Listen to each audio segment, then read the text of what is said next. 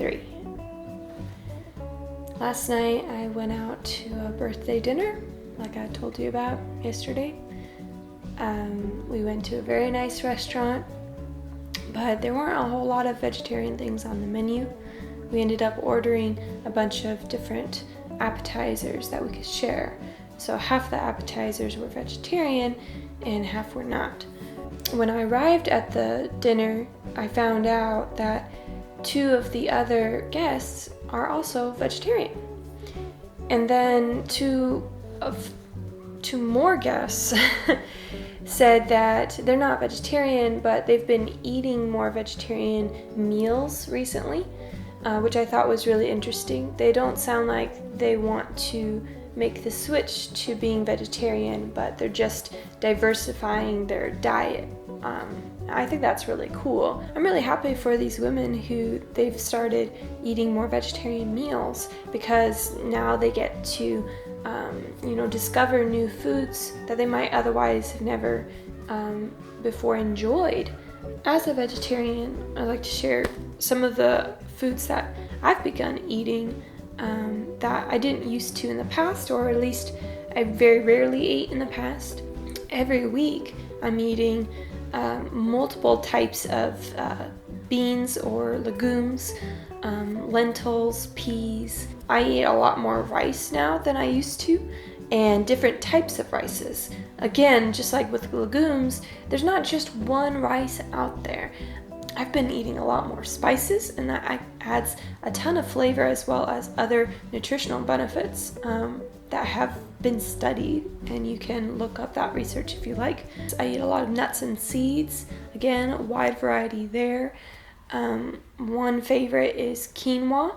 A lot of vegetarians take advantage of quinoa because it's technically a seed, but it acts like a grain, and you can treat it like a grain. For instance, if there's a dish you really like that you would normally eat with rice, you can just substitute quinoa. And as a seed, it actually has a really high protein punch, and it's actually a complete protein. So it has all of the essential amino acids that your body needs to create all the proteins that it needs. Anyways, so all that's to say, if you have a more diverse diet, you're going to get more diverse nutrients. Your body is going to be healthier. And as a sub-benefit, your diet is never going to be boring. What you eat will not be boring because there's just way too many options out there. If you are bored with what you're eating, just try a new ingredient. Take a random ingredient like quinoa, for instance, and just look up recipes to use with quinoa, to try something new. I'm not sure exactly what today is going to look like. I'm going to eat some leftovers. Still have a whole bowl leftovers to finish. I'll be having dinner with some friends at someone's apartment. So we'll see how that turns out. I'm not sure if there will be vegetarian food there for me, but I'm going to at least try. I'm going to show up, and if there isn't anything vegetarian, then I'll eat afterwards.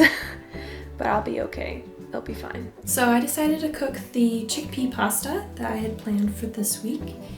I'm going to just, have a kind of like a pre-meal dinner before I go out. And then, just in case there isn't enough food for me where I'm going, that's vegetarian, I won't get too hungry at least. Plus, I'll have leftovers already prepared for the rest of the weekend. So let's get started with that. It's going to be pretty simple. It's just red lentil pasta that I picked up at a bulk store nearby with a tomato sauce made with fresh garlic and onion and diced tomato, and then also chickpeas. And just for fun, I'm going to be adding some mushrooms today as well, because I really love mushroom pasta.